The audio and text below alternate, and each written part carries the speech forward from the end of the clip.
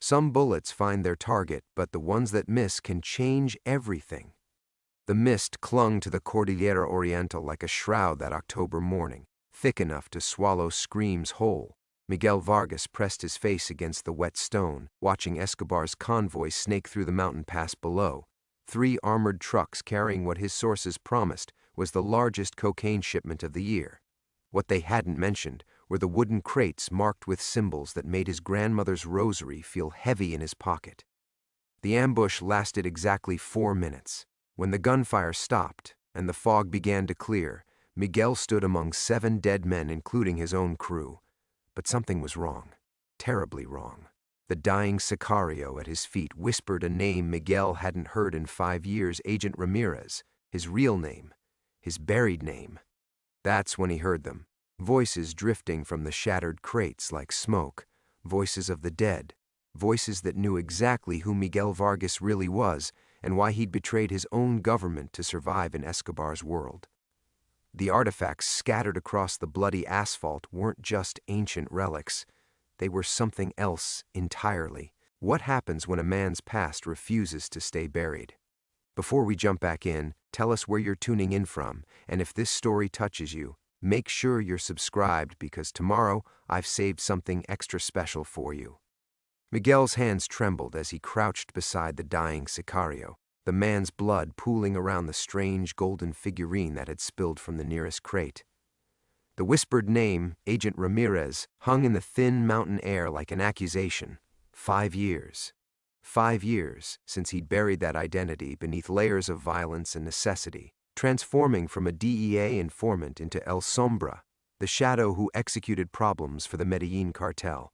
The dying man's eyes were already glassing over, but his lips moved again. Ramirez, they know, they've always known. Miguel pressed the barrel of his Beretta against the sicario's temple. One squeeze would silence him forever, but the man's breathing hitched and stopped before Miguel could decide. The mountain reclaimed its silence, broken only by the settling groans of twisted metal and the distant hiss of radiator steam. He should have been moving. Should have been searching the trucks for the cocaine, loading what he could carry, and disappearing into the maze of mountain trails he knew better than any road map.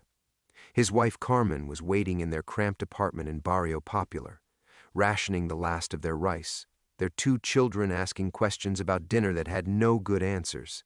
This ambush was supposed to change everything, enough product to sell that would buy them passage to Ecuador, maybe Venezuela.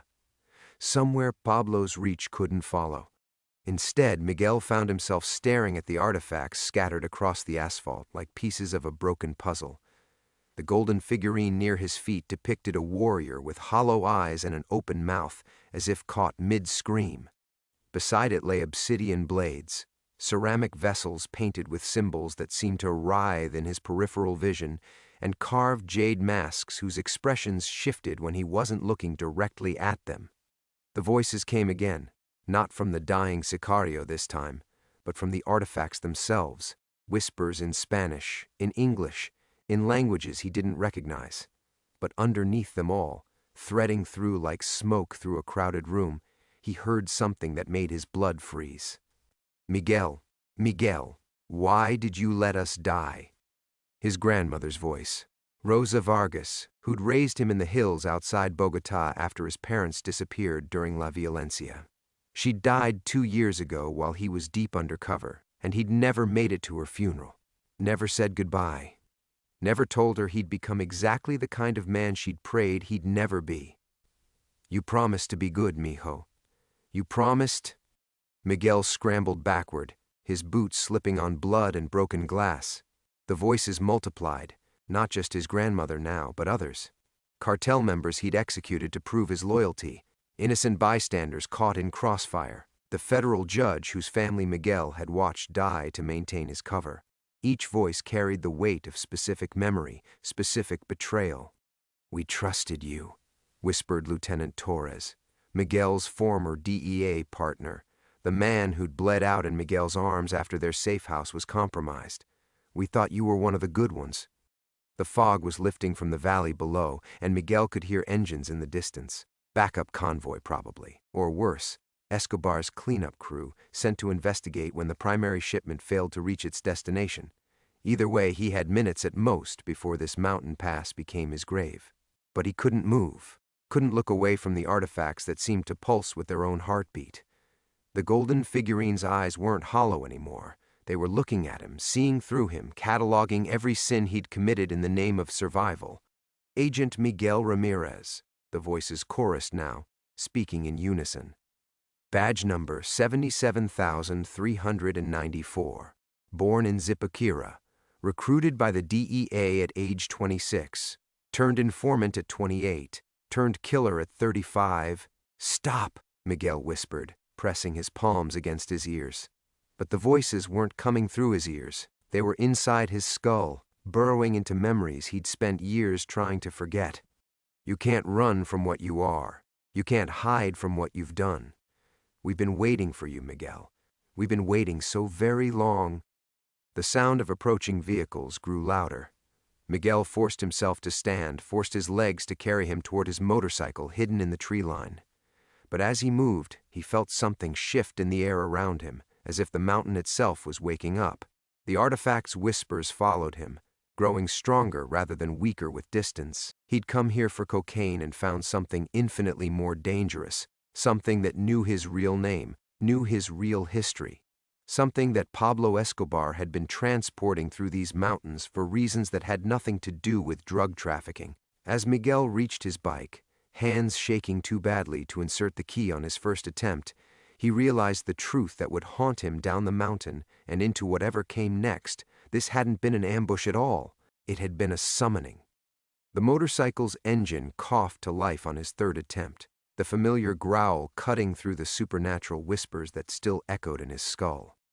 Miguel gunned it down the serpentine mountain road, taking curves at speeds that would have been suicidal in daylight, but the pre-dawn darkness was his ally now. It always had been.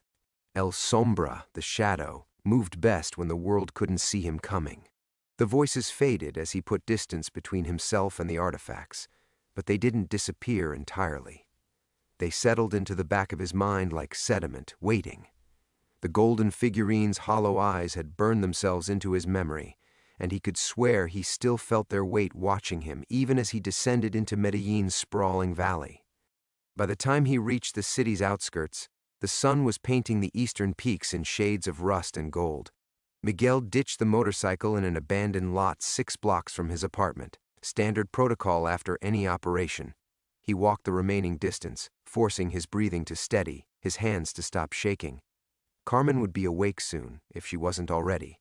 She always seemed to know when he'd been out on business, even though he'd never told her exactly what that business entailed. The building where they lived squatted like a concrete tumor against the hillside, its walls stained with decades of rain and neglect. Miguel climbed 3 flights of stairs, stepping carefully over the broken step on the second landing. Mrs. Delgado's radio was already playing Vallenatos through her thin door. The smell of brewing coffee drifted from the Martinez apartment. Normal sounds, normal smells, the mundane rhythms of a world that had no idea what horrors moved through its shadows. Miguel's key turned silently in their lock, a skill learned from necessity, refined by practice. The apartment's main room was barely large enough for their salvaged furniture.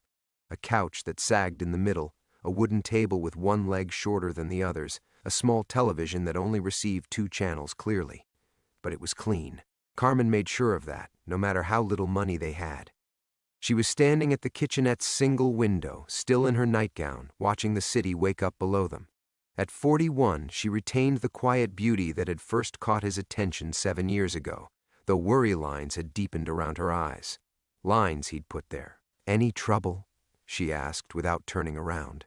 "No," Miguel lied, the word coming as naturally as breathing. "Simple pickup run. Nothing complicated." Carmen's reflection in the window showed the slight tightening around her mouth that meant she knew he wasn't telling her everything. She never pushed, though. That was their unspoken agreement. He provided for the family through whatever means necessary, and she didn't ask questions that might force him to lie more elaborately. "Elena needs new school shoes," she said, still looking out the window. "The soles on her old ones have worn through completely, and Javier's been asking about soccer cleats again. The other boys..." I'll handle it, Miguel said, though the artifact's whispers seemed to mock him even as he made the promise. The cocaine he'd come for was still scattered across that mountain road, probably being loaded into Escobar's cleanup vehicles right now, which meant no payday, which meant another week of rationed meals and disappointed children. Papa? Elena's voice came from the bedroom doorway, small and sleep-rough. At 8 years old, she was all dark eyes and tangled hair, clutching a stuffed rabbit that had seen better decades. Did you bring anything? The question hit him like a physical blow. Not because she was asking for presents, though that was painful enough, but because of the careful hope in her voice. The same tone she'd used 3 weeks ago when he'd promised her new shoes. The same tone from a month before that when Javier had asked about the soccer cleats. Not this time, Princesa, Miguel said, crouching down to her level. But soon, okay? Papa's working on something big. Elena nodded with the solemn acceptance of a child who'd learned not to expect too much. She padded back to the bedroom she shared with her 10-year-old brother, and Miguel felt something twist in his chest that had nothing to do with supernatural artifacts or ancient curses. Carmen finally turned from the window, and he saw his own exhaustion reflected in her face. The rent's due Friday, she said quietly. I know. And the electrical bill. I know. She studied his face for a long moment, taking in details he couldn't hide from someone who'd known him this long.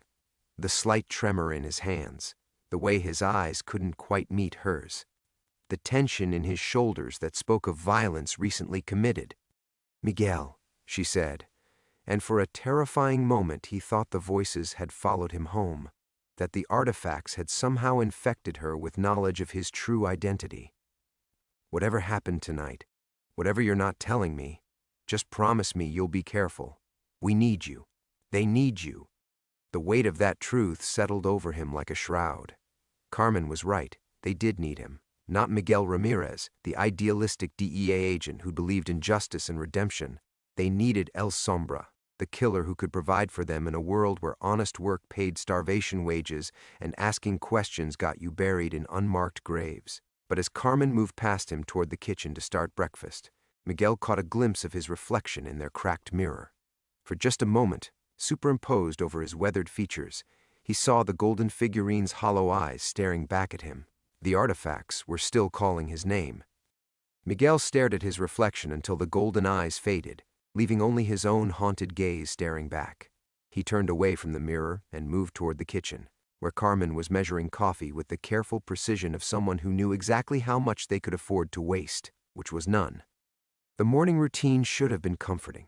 The sound of water heating in their dented pot, the smell of cheap coffee mixing with the faint scent of Carmen's soap, Elena emerging from the bedroom with her hair braided, her school uniform clean but clearly outgrown, Javier following behind, trying to smooth down the cowlick that made him look younger than his 10 years.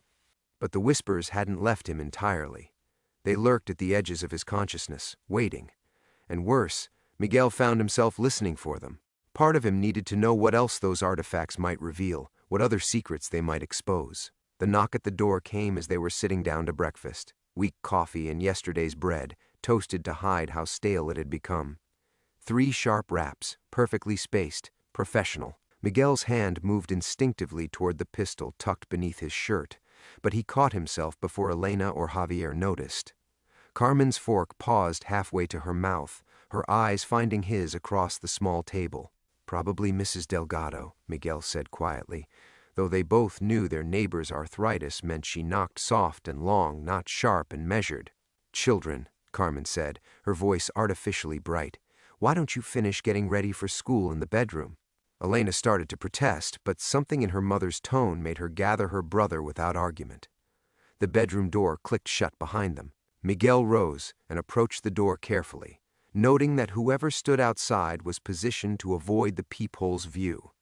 Another professional touch that made his pulse quicken. Miguel Ramirez? The voice was cultured, with the careful neutrality of someone educated enough to shed regional accents. We need to talk. The name hit him like ice water. Not El Sombra. Not even Miguel Vargas, the identity he'd used for the past 5 years. Miguel Ramirez, the DEA agent who was supposed to be dead. You have the wrong apartment, Miguel called back, his free hand settling on his weapon's grip. I don't think so, Agent. My employer knows exactly who lives here. He knows about your wife Carmen, your daughter Elena, your son Javier. He knows Elena needs new shoes and that you failed to acquire the funding for them last night. The specificity of the knowledge was designed to terrify, and it worked. Miguel's throat went dry. What do you want? To make you an offer.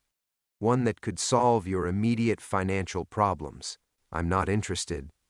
A soft chuckle drifted through the door. You haven't heard the offer yet. And frankly, given your current circumstances, I think you'll find it quite compelling. Miguel glanced back at Carmen, who was gripping her coffee cup with white knuckles. Her eyes held a question he couldn't answer because he didn't understand what was happening himself. Less than 4 hours ago, he'd been El Sombra, unknown and anonymous. Now someone was using his real name, demonstrating knowledge of his family, his failures. Who sent you? Miguel asked. Someone who was very interested in what you discovered on that mountain road. Someone who understands that certain artifacts have a way of calling to specific people.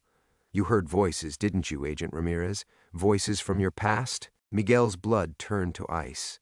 There was no way this stranger could know about the whispers unless he'd been there. Unless this was all connected to whatever Escobar had been transporting. 30 seconds, the voice continued.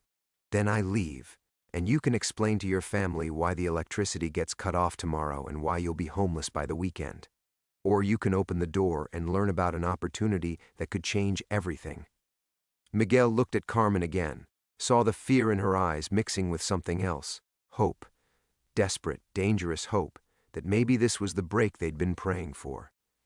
Elena's voice drifted from the bedroom, asking Javier if he thought Papa would really get them new shoes this time. The weight of their need pressed against Miguel's chest like a physical force. El Sombra was compromised, had maybe been compromised all along if people knew his real identity. But Miguel Ramirez had been a good agent once, had believed in justice, in protecting the innocent. Maybe this was chance to be that man again, even if it meant walking into whatever trap was waiting on the other side of the door. The artifact's whispers stirred in his memory, and for just a moment, he heard his grandmother's voice again. You promised to be good, mijo. Miguel made his choice. He unlocked the door. The door swung open to reveal a man who looked more like a university professor than anyone Miguel had expected. Mid-50s, wire-rimmed glasses, wearing a simple gray suit that had seen better years but was meticulously maintained. He carried a leather satchel and smiled with the patient warmth of someone accustomed to dealing with frightened people. Thank you, the man said, stepping inside without invitation. I'm Dr. Alejandro Restrepo. May I sit? Miguel's hand remained on his weapon as he closed the door. Start talking. Carmen stood behind her husband, close enough to run if needed, far enough to avoid immediate danger. Her presence anchored Miguel even as every instinct screamed that this was a trap. Dr. Restrepo settled into their sagging couch as if he visited desperate families in tenement apartments every morning. What you encountered last night wasn't random, Agent Ramirez. Those artifacts have been calling to specific individuals for months, people with particular backgrounds, particular guilt. You're working with Escobar, Miguel said. It wasn't a question. God, no. Restrepo's reaction seemed genuine, though Pablo certainly thought he could control what he'd acquired. He was wrong, of course. The pre-Columbian pieces he'd been collecting aren't just archaeological treasures, they're conduits, windows into trauma that refuses to stay buried. Miguel felt the whispers stirring again at the mention of the artifacts, his grandmother's voice threading through his consciousness like smoke. What do you want? Pablo's dead, as of 3 hours ago, killed on a rooftop in Barrio Los Olivos by the search block. Restrepo paused, studying Miguel's reaction, but his collection remains, scattered across safe houses throughout the city. And it's awakening things. People are hearing voices, seeing things that shouldn't be possible.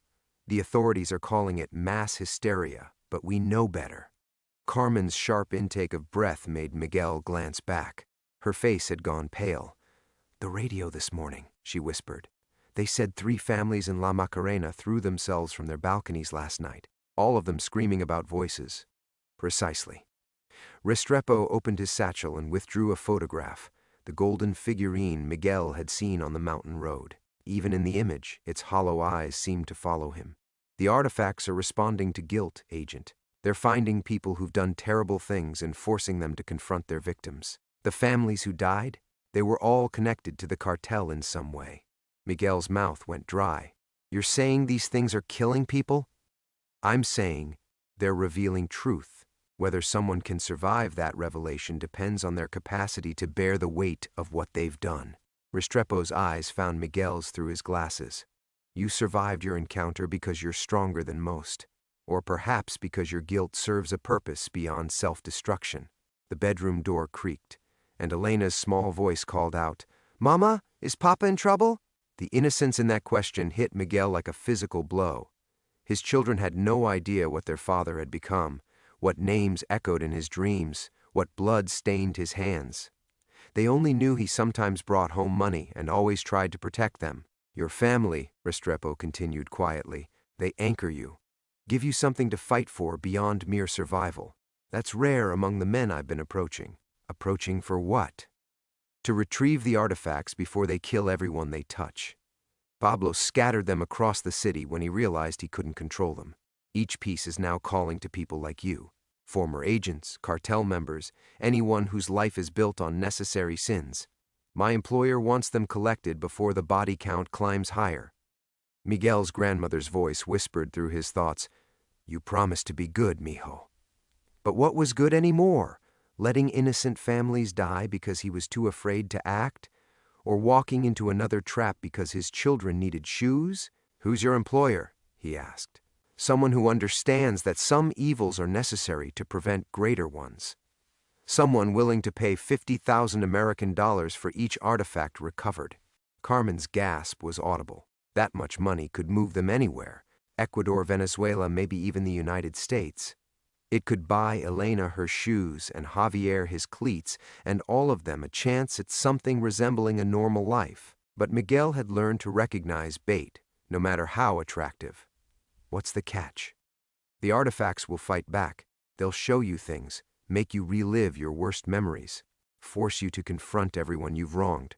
Restrepo's expression grew serious. Some men break completely. Others find a kind of peace in finally facing the truth. Miguel looked at Carmen, saw the desperate hope warring with terror in her eyes. His children were asking quiet questions in the next room, trying to understand if this stranger meant safety or danger.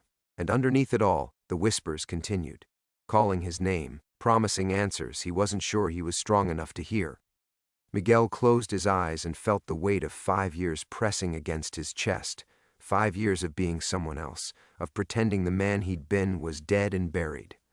When he opened them again, Carmen was watching him with an expression he recognized, the same look she'd given him the night he'd first confessed he wasn't who the cartel thought he was, when he'd whispered his real name in the darkness of their bed and waited for her to run. She hadn't run then. She wasn't running now. "When do we start?" Miguel asked. Restrepo's smile was thin but approving.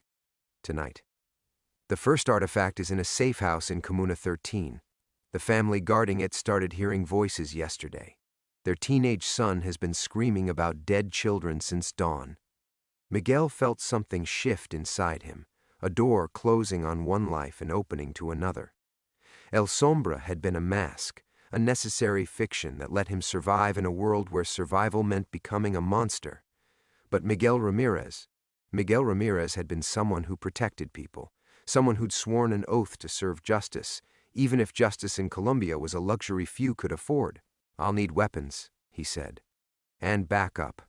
"No backup. The artifacts respond to individuals, not groups, and the weapons you'll need aren't the kind made of steel and gunpowder." Restrepo reached into his satchel again and withdrew what looked like a small leather pouch, salt from the Caribbean, blessed by a priest in Cartagena. The indigenous shamans say it helps ground you when the voices get too strong. Carmen stepped forward, her hand finding Miguel's shoulder. "What about us? If people know who you really are?" "You'll be protected," Restrepo said. "My employer has resources, safe transport out of the city, new identities, enough money to disappear completely." He paused, studying Miguel's face. "But only if the job gets finished, all the artifacts recovered. There are 7 pieces total. 7 chances to lose his mind. 7 opportunities for the whispers to drag him so deep into his own guilt that he never found his way back to the surface. Miguel thought of the families who'd thrown themselves from balconies, wondered what voices they'd been hearing in those final moments. But then Elena's voice drifted from the bedroom again, asking Javier if they'd have breakfast tomorrow, and Miguel felt his resolve crystallize into something harder than diamond. "The safe house," he said. "Give me the address." Restrepo wrote it on a piece of paper with handwriting that belonged to someone accustomed to academic precision. "The family's name is Morales. Father, mother, 3 children. They've been loyal to Pablo for 8 years, but loyalty doesn't protect them from what they're guarding now." He stood, smoothing his suit jacket. "Agent Ramirez, I want you to understand something. The man who walks into that house tonight won't be the same one who walks out. The artifacts don't just reveal truth, they change you, force you to reconcile with who you've been so you can become who you need to be." Miguel took the paper, his fingers steady despite the earthquake happening inside his chest. "And if I can't handle what they show me? Then your family joins the families on those balconies. The guilt spreads like infection, through proximity, through love, through any connection strong enough to carry the weight of truth." Restrepo's eyes found Carmen's. "That's why this can't wait. Every hour those artifacts remain active, more people die."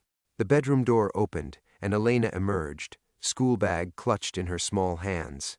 She looked between the adults with the careful alertness of a child who'd learned to read danger in grown-up conversations. "Papa?" she said quietly. "Are you going away again?" Miguel knelt down and pulled her close, breathing in the soap and sleep smell of her hair. Behind her, Javier appeared in the doorway, trying to look brave but failing to hide the worry in his young eyes. "Just for a little while, Princesa," Miguel said, his voice steady despite the breaking happening inside him. "But when I come back, we're going to go somewhere new, somewhere better. Somewhere with good schools?" Elena asked. "The best schools, with new shoes and soccer cleats and anything else you want." He was making promises he might not live to keep, but the hope that bloomed in his children's faces made the risk feel like something approaching righteousness. Miguel Ramirez, the DEA agent, had failed to protect Colombia from men like Escobar. El Sombra, the killer, had failed to provide for his family through violence. Maybe Miguel Vargas, some new amalgamation of guilt and purpose, could find redemption in saving strangers from supernatural judgment. The whispers stirred as Restrepo left, as Miguel kissed his family goodbye, as he checked his weapons and prepared to walk into darkness that might claim his sanity. But for the first time in 5 years, the voices calling his name didn't sound like condemnation. They sounded like invitation. The afternoon heat pressed down on Medellin like a suffocating blanket as Miguel made his way through the winding streets of Comuna 13. The neighborhood bore fresh scars from military operations. Bullet holes in concrete walls, spray-painted warnings that changed weekly depending on which faction currently held territory. Miguel moved through the maze of narrow alleys with the practiced invisibility of a man who'd spent 5 years learning to be no one at all. But the whispers followed him. They'd started soft, barely audible beneath the sounds of cumbia music spilling from open doorways and children playing soccer in dusty lots. His grandmother's voice, threading through his consciousness like smoke, "Mijo, the dead don't rest easy when justice sleeps." By the time he reached the safe house, a modest 2-story building with barred windows and faded yellow paint, the voices had multiplied. Not just his grandmother now, but others, faceless victims from his DEA days, informants who'd trusted him with their lives only to disappear into cartel dungeons. The weight of their accusations pressed against his skull like gathering storm clouds. The screaming from inside the house was audible from 2 blocks away. Miguel paused at the corner, studying the building through practiced eyes. No lookouts posted, no defensive positions manned. Either the Morales family was too lost in their supernatural torment to maintain security, or this was an elaborate trap designed to draw him into the open. The pouch of blessed salt felt warm against his chest where he'd tucked it beneath his shirt, next to the photograph of Elena and Javier he always carried. Restrepo had promised it would help ground him when the artifact's influence became overwhelming, but Miguel wondered if any earthly protection could shield him from the accumulated weight of his sins. A child's scream pierced the air, high and desperate and full of terror no 10-year-old should ever experience. Miguel's feet were moving before his mind finished processing the sound muscle memory from his DEA days overriding 5 years of self-preservation instincts. The front door hung open, swaying gently in the humid breeze. Miguel drew his pistol and stepped inside, immediately hit by the metallic taste of fear sweat and something else, an electric charge that made his skin crawl, as if the air itself was alive with malevolent energy. "Please," a woman's voice sobbed from somewhere upstairs. "Please make it stop, he's just a baby." Miguel climbed the stairs 2 at a time, following the sound of anguish to a small bedroom where he found them. Eduardo Morales pressed against the far wall, his wife Rosa clutching their youngest daughter while their teenage son Carlos writhed on the bed, his eyes rolled back white, his mouth moving in a constant stream of whispered names. And there, on the nightstand next to the boy's thrashing form, sat the artifact. It was smaller than the golden figurine from the Convoy, a jade mask carved with intricate spirals that seemed to shift and move when viewed peripherally. But Miguel felt its power immediately, a psychic pressure that drove spikes of memory through his consciousness. Suddenly he was back in a Bogota warehouse, watching a man he'd recruited as an informant take a bullet meant for him. The man's wife had cursed Miguel as her husband bled out, promised that his betrayals would follow him to the grave. "You promised to protect him," her voice whispered now, threading through the artifact's influence. "You promised he'd be safe." "Who are you?" Eduardo Morales demanded, though his voice shook with exhaustion. Dark circles ringed his eyes, and Miguel could see the man hadn't slept in days. "Someone who can help," Miguel said, forcing himself to focus on the present. "How long has your son been like this?" 3 days, Rosa sobbed. "Ever since we brought that thing home. He keeps talking about children, names we don't recognize. Says they're calling to him, telling him what they did before they died." Miguel approached the bed carefully, fighting against the artifact's psychic pull. The boy, Carlos, couldn't have been more than 16, but his face was gaunt with suffering.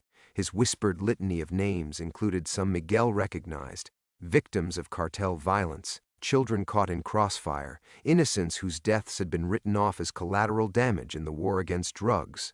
"They want justice," Carlos gasped, his eyes suddenly focusing on Miguel with unnatural clarity. "The dead children. They want someone to remember their names, to make it stop." Miguel reached for the jade mask, and the moment his fingers made contact, the whispers exploded into a full symphony of accusation. Every person he'd failed to save, every compromise he'd made in service of what he'd told himself was the greater good. The weight of their collective judgment threatened to drive him to his knees. But then he heard Elena's voice, cutting through the supernatural cacophony. "Papa, are you going away again?" His living daughter's fear anchored him to the present, gave him strength to withstand the dead children's righteous anger. Miguel closed his fingers around the artifact and felt its power surge through him, not destroying him, but revealing him, showing him exactly who he'd been, who he'd become, and who he might yet choose to be. When he lifted the mask from the nightstand, Carlos's thrashing stopped immediately. The boy's breathing deepened into natural sleep, and the oppressive atmosphere in the room lifted like morning fog burning away beneath sunlight. 7 artifacts total, 6 more chances to confront the weight of necessary sins. Miguel tucked the jade mask into his jacket and headed for the door, already hearing new whispers calling him toward the next test. The descent from Comuna 13 felt like emerging from an underwater cave, each step away from the Morales house allowing Miguel to breathe a little easier, though the jade mask pressed against his ribs like a second heartbeat. The whispers had quieted but not disappeared entirely. They hummed beneath his consciousness now, a constant reminder that he carried the accumulated grief of murdered children in his jacket pocket. His hands shook as he lit a cigarette, the flame wavering in the humid evening air. 1 artifact down, 6 to go, each one promising to strip away another layer of the carefully constructed fiction that was El Sombra, forcing Miguel Ramirez to stare into mirrors he'd spent 5 years avoiding.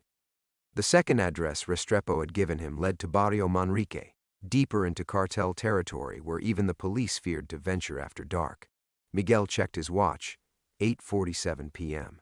Carmen would be reading bedtime stories to Elena right now, her voice soft and steady as she painted pictures of princesses who never had to worry about their fathers disappearing into the night. The thought of his daughter's trust felt simultaneously like salvation and condemnation. His phone buzzed. A text from an unknown number. News travels fast in our circles. Heard you paid the Morales family a visit. Impressive work. Next location has complications. Call when you're in position. R. Complications. Miguel had learned to translate academic euphemisms during his DEA years. Complications meant armed resistance or civilian casualties, or both. It meant the difference between a surgical extraction and a massacre, between coming home to his family and adding his own name to the growing list of voices crying for justice. The bus ride to Manrique took 40 minutes through streets that grew progressively darker as legitimate businesses gave way to bars with bulletproof windows and corner stores that served as fronts for money laundering. Miguel studied his reflection in the grimy window, El Sombra staring back at him, but with Miguel Ramirez's eyes beginning to show through the mask. His grandmother's voice stirred. The dead don't want revenge, mijo. They want remembrance. Easy for you to say, abuela, he whispered to the glass. You never had to carry a gun to remember anyone. But even as he spoke the words, Miguel felt their hollowness. His grandmother had buried 3 sons to cartel violence, had spent the last years of her life lighting candles for boys who would never come home. She'd carried her own weight of necessary sins, the lies she'd told to keep her remaining family safe, the bribes she'd paid to corrupt cops, the names she'd never dared speak aloud. Maybe that's what the artifacts really did. Not punishment, but recognition. A supernatural accounting that forced people to see their choices not as isolated acts of survival, but as threads in a vast web of cause and consequence. The bus stopped 3 blocks from his destination. Miguel walked the remaining distance through streets where salsa music masked the sound of automatic weapons being loaded, where children played games that mimicked cartel executions, where every doorway could hide either sanctuary or slaughter. The safe house was a 3-story concrete building, wedged between a motorcycle repair shop and a storefront church. No lights showed in the upper windows, but Miguel could see the telltale flicker of candles through gaps in makeshift curtains. More concerning were the 2 men smoking cigarettes on the opposite corner, too well dressed for the neighborhood, too alert for casual loiterers, watchers. The question was whether they worked for Restrepo's mysterious employer, for rival cartels looking to claim the artifacts, or for some third faction Miguel hadn't yet identified. He pulled out his phone and dialed. Complications, Restrepo's voice said without preamble. The Herrera family has been compromised. Their eldest son started talking, told his friends about voices, about seeing dead people. Word reached some very interested ears. How interested? The kind that come with sniper rifles and orders to eliminate witnesses. My intelligence suggests you have perhaps 20 minutes before the area becomes decidedly unhospitable. Miguel studied the building again, noting the lack of escape routes, the elevated positions that would give shooters clear lines of fire. And the family? Still inside, still guarding the artifact, a silver amulet that apparently shows people how their victims died. The mother hasn't spoken in 2 days, just rocks back and forth, crying. 20 minutes to infiltrate a building, extract a supernatural artifact from a traumatized family, and escape before professional killers turn the entire block into a war zone. Miguel touched the blessed salt pouch beneath his shirt, drew strength from the photograph of his children pressed against his heart. Any backup coming? You're the backup, Agent. Everyone else whose attempted retrieval has either gone insane or disappeared entirely. Restrepo paused. The artifact in that building has been active longer than the others. Its influence may be more intense. Miguel ended the call and checked his weapons one final time. The jade mask seemed to pulse against his ribs, and for a moment he could swear he heard Carlos Morales whispering his name, not in accusation, but in gratitude. 6 more artifacts. 6 more families torn apart by supernatural judgment. And somewhere in the darkness ahead, the ghosts of murdered children waited to see if Miguel Vargas had the strength to carry their pain without breaking beneath its weight. Miguel crossed the street with the measured pace of a man walking to his own execution. The two watchers on the corner tracked his movement without apparent recognition, but their hands drifted closer to concealed weapons. Professional killers who sensed predator in his approach, even if they couldn't identify the specific threat.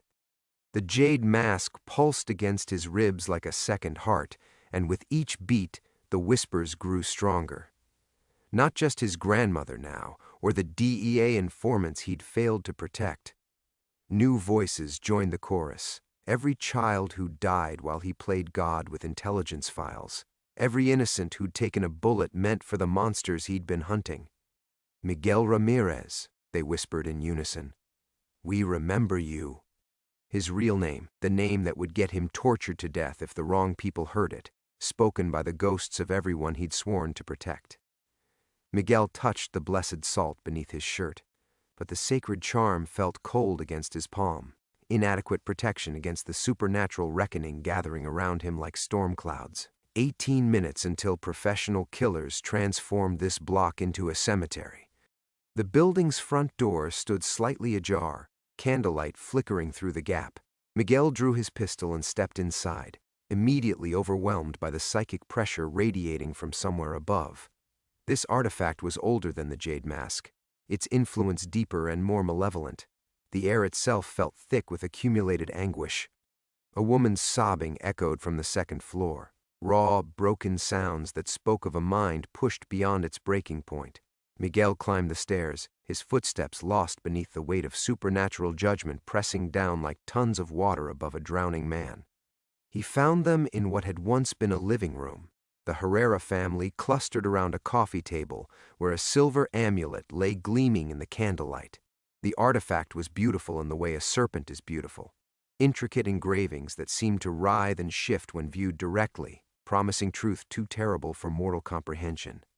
The mother, Isabella, rocked back and forth in her chair, tears streaming down her cheeks as she stared at something only she could see. Her husband Diego pressed his back against the far wall, eyes wide with terror, while their teenage daughter Maria clutched a kitchen knife with white knuckles. But it was the son, the one who'd been talking to his friends, who commanded Miguel's attention. The boy sat cross-legged on the floor beside the amulet, his young face aged by suffering, his voice a steady monotone as he recited names and dates and methods of execution. Elena Vasquez, age 9, found in the Magdalena River with her throat cut. Carlos Mendez, age 11, disappeared walking home from school, body never found. Sofia Restrepo, age 7, Miguel's blood turned to ice. Restrepo, the academic who'd recruited him, who claimed to work for mysterious employers with unlimited resources. Was it coincidence, or was this supernatural judgment revealing connections that ran deeper than Miguel had imagined? Hung from a bridge in Belo as a message to her father. They all want to know why, senor. They all want to know why nobody came to save them. The boy's eyes found Miguel's, and in that gaze was recognition that transcended normal human perception. This child had been touched by forces beyond mortal understanding, transformed into a conduit for the collective rage of the murdered innocent. You know some of their names, the boy said. You had files on their killers, intelligence reports that could have prevented their deaths, if anyone had cared enough to act on them. Miguel approached the amulet, fighting against psychic pressure that threatened to crush his skull. Every step forward brought new waves of memory. Briefings where children's deaths were classified as acceptable losses, operations canceled because the political cost outweighed the humanitarian benefit. Moments when Miguel Ramirez, the federal agent, had chosen strategic necessity over moral clarity. His grandmother's voice cut through the supernatural cacophony. The dead don't want revenge, mijo. They want remembrance. But these weren't just any dead. These were the children whose murders he could have prevented, whose killers he'd allowed to escape because saving them would have compromised larger operations. The weight of their accusation was precise and terrible. Not that he'd killed them directly, but that he'd chosen other priorities while they suffered and died. 15 minutes, his phone buzzed with a text from Restrepo. Extraction team in position. Miguel reached for the silver amulet, knowing that touching it would force him to confront the full weight of every compromise he'd made in service of the greater good. Every child sacrifice offered on the altar of strategic thinking. Every innocent death he'd filed away as regrettable but necessary. When his fingers closed around the artifact, the world exploded into truth. He saw them all. Every murdered child whose death could have been prevented if Agent Miguel Ramirez had possessed the courage to act on incomplete intelligence, to risk operational security for the sake of individual lives. Their faces filled his vision. Their voices became his voice. Their pain became the foundation upon which any redemption would have to be built. Outside, automatic weapons fire erupted as professional killers moved into position. Miguel Vargas, no longer fully Ramirez, not quite El Sombra, stood at the center of supernatural judgment and prepared to discover whether some sins could only be absolved through blood. The silver amulet's surface erupted with visions the moment Miguel's fingers touched the metal. Every child whose file he'd marked non-priority appeared before him in perfect, terrible detail, not as crime scene photographs or intelligence reports, but as living, breathing accusations. Their wounds were fresh, their terror immediate, their deaths playing out in slow motion while Miguel watched helplessly. "You knew where Martinez kept us," whispered Elena Vasquez, her throat gaping. 2 weeks you watched his warehouse. 2 weeks while he cut us." The supernatural judgment wasn't just showing him their deaths. It was forcing him to experience every moment of agony he could have prevented. Each choice to prioritize long-term operations over immediate rescues, each decision to sacrifice individual children for strategic advantage, magnified into cosmic horror. "No," Miguel gasped, but his protest crumbled under the weight of perfect memory. He had known. DEA surveillance had identified Martinez's torture chambers 3 days before Elena's kidnapping. Miguel had recommended waiting, building a larger case, letting the monster continue his work while they gathered evidence that would never hold up in Colombia's corrupted courts. The Herrera boy's voice joined the supernatural chorus. 7 years Agent Ramirez filed reports. 7 years he chose politics over people. The dead children remember every compromise. Outside, the gunfire intensified. Professional killers were establishing a perimeter, cutting off escape routes. But Miguel barely registered the physical danger. The amulet's revelation was tearing his sanity apart thread by thread. He saw Sofia Restrepo hanging from that bridge, her small body swaying in the wind while Miguel sat in a comfortable DEA office, explaining to his superiors why her father's cartel connections made her an acceptable casualty.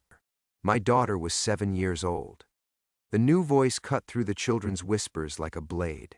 Miguel turned to see a man standing in the candlelit doorway, tall, distinguished, wearing an expensive suit that somehow remained immaculate despite the supernatural chaos surrounding them. This was Restrepo, but not the academic who'd recruited him. This was a father whose child had died while Agent Miguel Ramirez weighed political considerations. "Professor Restrepo," Miguel forced out through gritted teeth. "Your daughter, I didn't know. You had intelligence on the Santiago cartel 3 weeks before they took her." Restrepo's voice carried the calm precision of a man who'd spent 7 years planning this moment. "You recommended surveillance instead of intervention, building a case instead of saving a child." The pieces clicked together with sickening clarity. This wasn't about Pablo Escobar's artifacts. It was an elaborate trap, a supernatural reckoning orchestrated by a grieving father with unlimited resources and an intimate knowledge of Miguel's past sins. The convoy ambush, the mysterious employers, the convenient intelligence about artifact locations, all of it designed to force Agent Miguel Ramirez into direct confrontation with his accumulated guilt. "The other families," Miguel whispered. "The Morales house, the Jade Mask." Actors, hired performers, in a carefully scripted performance designed to prepare you for this moment. Restrepo stepped into the room, his movement causing the silver amulet to pulse brighter. Though the artifacts themselves are quite real, pre-Columbian judgment totems used by shamans to force spiritual accounting upon those who'd forgotten their obligations to the innocent. The gunfire outside grew closer. Miguel realized with growing horror that there was no extraction team coming.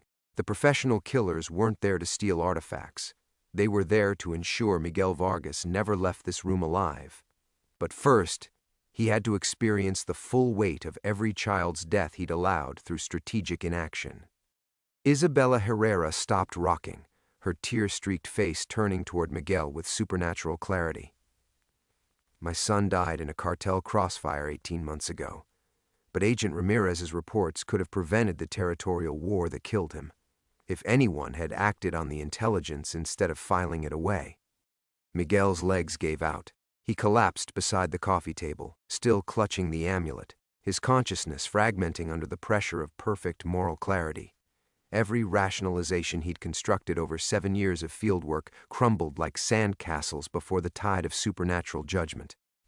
Elena, he whispered, thinking of his living daughter. The photograph pressed against his heart felt like a weight of lead, a reminder of love that might be forever lost to the consequences of his past choices. Your extraction, Restrepo said softly. Your new identity, your family's safety, all contingent on you surviving what comes next. The artifacts aren't just showing you the past, Agent. They're preparing you to face the parents of every child whose death you could have prevented. Through the window, Miguel saw muzzle flashes drawing closer. But the real terror was internal, the growing realization that Miguel Ramirez's sins had finally caught up with him, that some debts could only be paid in blood and suffering. The blessed salt beneath his shirt crumbled to ash. The amulet's judgment burned through his palm like molten silver. Outside, his would-be executioners tightened their noose. And in the candle-lit darkness, the voices of murdered children whispered a single terrible truth. There is no escape from remembrance.